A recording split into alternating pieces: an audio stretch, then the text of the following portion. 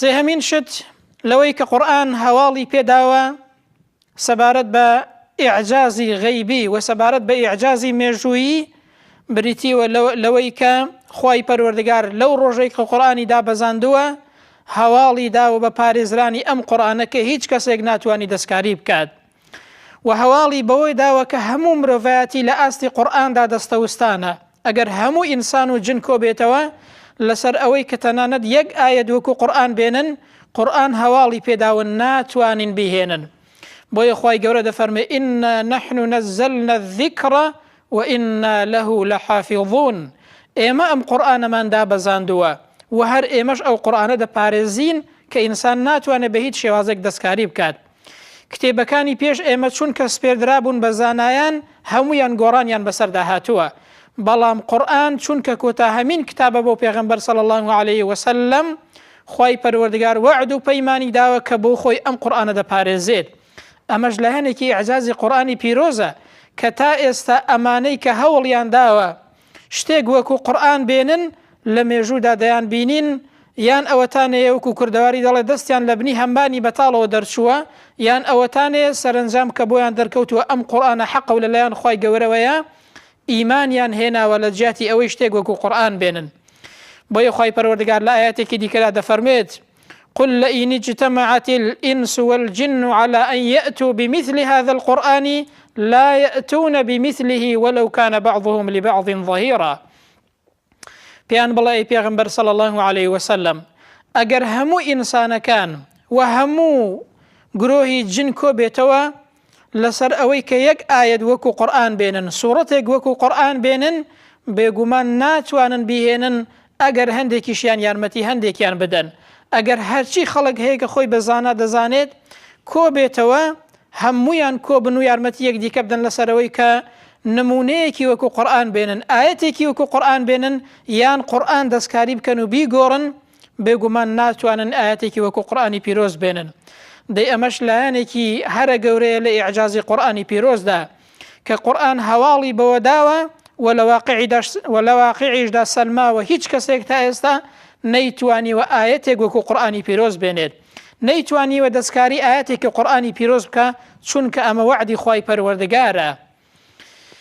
زانایەک دەگێڕێتەوە دەڵێ کە فەیلسوفێک هەبووە بە ناوی کیندی هاوڵەکانی گوتیانە داوایان لێ کردووە کە گوتیانە نمونەیەکی وەکو ئەو قورئانن بۆ بێنە ئایەتێکمان بۆ بێنە ئایەتێکمان بۆ دانێ قورئانێکمان بۆ دانێ کە نمونەی وەکو ئەو قورئانەیە بێت ئەم فەیلسوفە گوتی باشە شتێکی ئاواتان بۆ دێنم بۆ دادەنێم کە وەکو قورئان بێت یان جێگەی قورئان بگرێتەوە بۆیە دەڵێت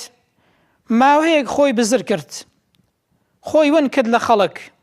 ماوەیەک هەوڵیدا بۆ ئەوەی کە شتێک وەکو قورئان دابنێ و نیشانی خەڵکی بدا و نیشانی هاوڵەکانی بدا لە کاتێکدا کە داوایان لێ کردبوو بەڵام دوای ئەوە کە هاتە دەرەوە دەگێڕێتەوە دەڵێ کاتێک کە موسحەفم کردەوە و قورئانی پیرۆزم کردەوە بینیم تەماشای سوورەتی ئەلمائیدەم کرد بینیم کە خوای پەروەردگار لە دوو دێڕدا چەند شتێکی باس کردووە کە هیچ کەسێک ناتوانێت ئاوا باسی بکات یەکەم دەڵێت خوای پەروەردگار باسی ئەوەی کردووە کە ئینسان وەفا بە عەهد و پەیمان بکات وەفای هەبێت و باسی ئەوەی کردووە کە عەهد و پەیمانەکەی هەڵنەوەشێنێتەوە و خوای پەروەردگار باسی چەند شتێکی کردووە کە هەر لە دوو دێڕەدا حەڵاڵی کردووە و پاشان چەند شتێکی ئیستیسنا کردووە و جیا کردێتەوە لەم حەڵاڵە و پاشان خوای پەروەردگار هەواڵی بە قودرەت و دەسەڵاتی خۆی و حکمەتی خۆی داوە هەر لەو دوو دێڕەیەدا ئەنجا دەڵێ بەڕاستی ئەمەی کە بینیم لە قورئانی پیرۆزدا کە ئەم سوورەتەیەم کردەوە سوورەتی ئەلمائیدە بێگومان هیچ کەسێک ناتوانێت شتێکی ئاوا دابنێت لەم دوو دێڕەیەدا خوای پەروەردگار ئەم هەموو شتەی جێ کردوێتەوە باسی کردووە بۆیە یەکێک لەلایەنە ئیعجازیەکانی قورئان ئەوەیە کە قورئان بە دێڕێک جاری وا هەیە بە وشەیەک مانایەکی زۆر دەبەخشێ کە دەبینین ئەمە لە هیچ کتێبێکدا نییە یەک وشەی قورئان هەیە جاری وایە چەندین معنای هەیە یەک ئایەت هەیە جاری وا هەیە چەندین معنای لێ وەردەگیرێت بۆیە ئەمە ئیعجازی قورئانی پیرۆزە بۆیە ئەم زانە و فەیلسوفە دەڵێت بەڕاستی نە من دەتوانم وەکو ئەم قورئانەیە بێن مودا بنێم نە غەیری منیش لە توانایدا هەیە وەکو ئەو قورئانەیە بێنێت بۆیە دەڵێ ئەو قورئانەیە بەڕاستی لە لای خی پەروەردگارەوە و دەستی ئینسانی تێدا نییە، چونکە لە دوو دێڕدا ئەم هەموو شتە باسکراوە لە واقعدا هیچ کەسێک ناتوانێت وەکو ئەم قورئانەیە بێنێت.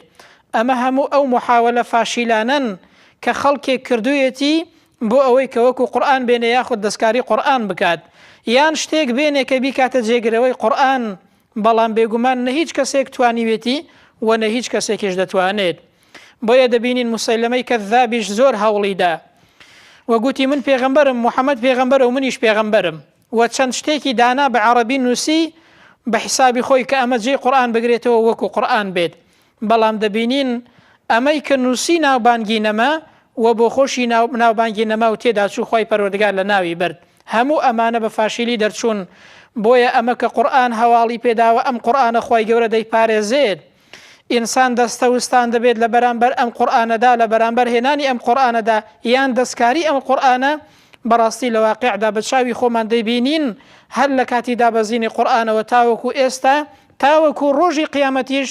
هیچ کەسێک ناتوانێت وەکو قورئان بێنێ و هیچ کەسێکیش ناتوانێت دەستکاری ئەم قورئانەیە بکە. دەی بەڕاستی ئەمە بۆمان دەسەلمێنێت کە قورئانی پیرۆز لەلایەن خی پەروەردگارەوەیە. ئەمەی قورئان هەواڵی پێداوە، خی گەورە هەواڵی داوە لە قورئانی پیرۆزدا، هەمووی لە واقعدا وەکو خۆی هاتۆتە دی.